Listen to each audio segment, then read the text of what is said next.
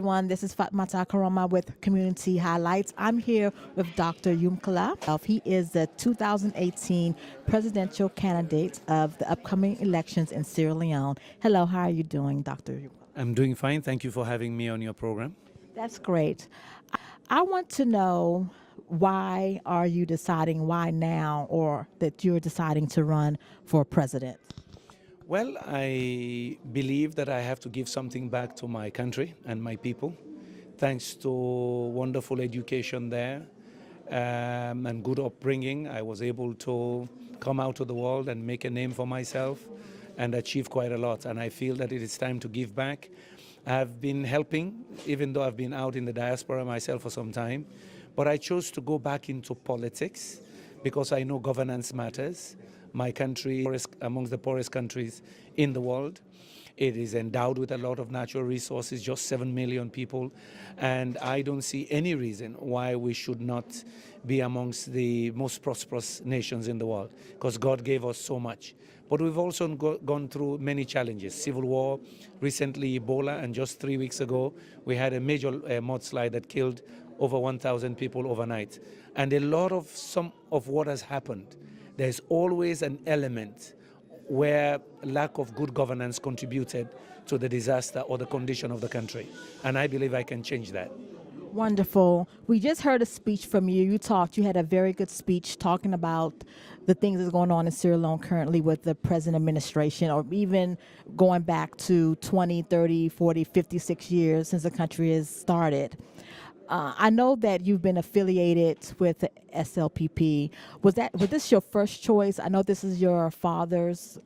He basically was the original member that helped found this organization. And was this your first choice? And why did you decide to originally start with them, or did you go first seek any other political party? Well, I joined the SLPP.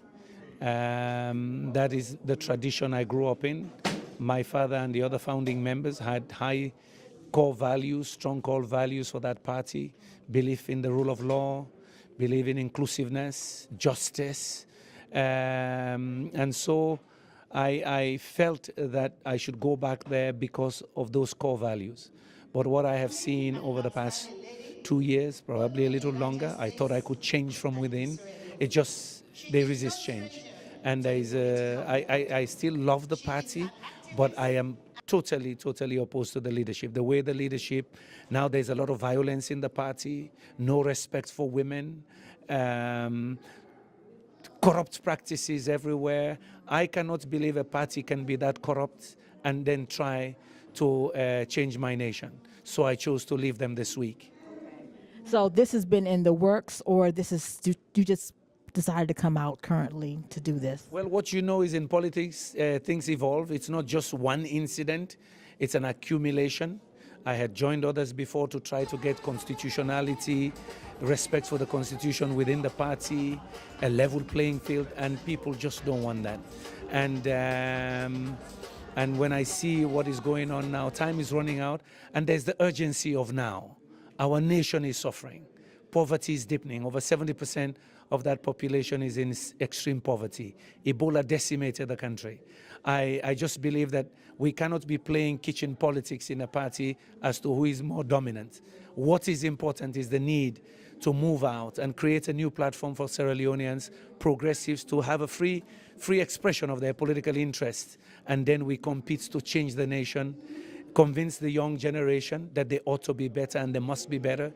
They must be as good as kids in Ghana, in Rwanda, in other African countries where we've seen change and progress. What I see now worries me in Sierra Leone, and I think because of the urgency of now, 6 months before the election, that I chose to have separate ways with my father's SLPP.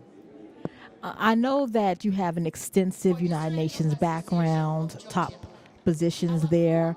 How does that come in, your expertise in the United Nations and your experiences? How does that come into play with this campaign, or you being president, or your governance? I believe that has enriched me a lot. I spent almost 20 years in the UN tackling a lot of issues on sustainable development, energy access, climate change issues. My profession itself is agriculture. I did quite a bit of work in agribusiness with colleagues, industrialization, structural change, all of that knowledge I believe I can bring home, but also the global network of friends and goodwill that one has. No nation can develop on its own now, especially poor countries. You need strategic partnerships. I believe I bring those assets back and a lot of knowledge base.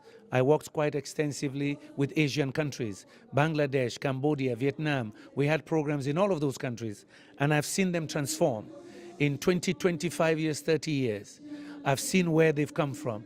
That even gave me the courage that we are not condemned or doomed to be poor and be basket cases, that in fact a transformation is possible, and because there are best practices we can copy from others. This is the age of the knowledge economy. So I believe that I can bring all of that home to help my people, lift 7 million people out of poverty using the natural capital that God gave us: iron ore, titanium, rare earth metals like tantalite and others, diamonds, gold, fisheries, abundant arable land. Yet we're amongst the poorest of the poor. That has to change, and you need new ideas. Considering we all know some of the things that's going on with this administration, such as the Ebola and the mudslide and how it's handled, can you please tell us what will you do different? What can you bring to the table? What change can you make? I know you said some of that, but can you elaborate a little bit into what change can you make? How will you be different? Well, first of all, we got to fight corruption. Part of what is killing poor African countries is corruption. There's a lot of leakage in the system. Once the corruption is endemic, no long-term planning holds, because everybody is focusing on the short term. Who can grab as much money as they can for personal aggrandizement? That has to change. So we must fight corruption. That means that yes, there must be a lot of personal integrity, a new brand of leadership that will give people confidence that you can do your honest labor and you can still live well. Second, we have to diversify the economy. One of the things that has happened with us is we've focused on just a handful of minerals. And once immediately commodity prices plunge, like happened to iron ore over the last 3 years, over a 50% decline in value, our whole economy just went into shock. So we have to diversify, and given our geographic location, I believe that some degree of light manufacturing can be done, agribusiness can be developed. Thirdly, we have to invest heavily in the social sector, education and health. Fourth, we have to look at vulnerable groups, the youth. We have almost 60% youth unemployment rate. We have a lot of young girls, high teenage pregnancy. We also have to invest in healthcare. Those are top priorities for me, but of course, infrastructure and energy to enhance systemic competitiveness of the economy. So I just knocked out about 5 top priorities that I would have, but of course, that cannot happen without the right team of expertise, without good international goodwill, but also helping the people themselves believe, especially the young generation. They have to believe that they can change their lives. About 60% of that population is below 30. Yes, and 70%, I think around 60-70% of Sierra Leone's population are youths. So do you have any infrastructure in place or any to engage them, because you just came out with your presidency and your movement? So do you have any structures in place to engage the youth? Yes, we are setting up a very strong youth management team. I don't want to talk about the party now because I still have this 2-3 week window where I'm not allowed to engage in public activities for the party until we receive that certificate. But what I can safely say, the party that I am part of now, the chairman of the party himself was a youth minister before. And in addition, he's worked in Ghana almost 10 years, leading social development programs for international NGOs. So he comes with an expertise that is unique. And yes, his priority is the youth.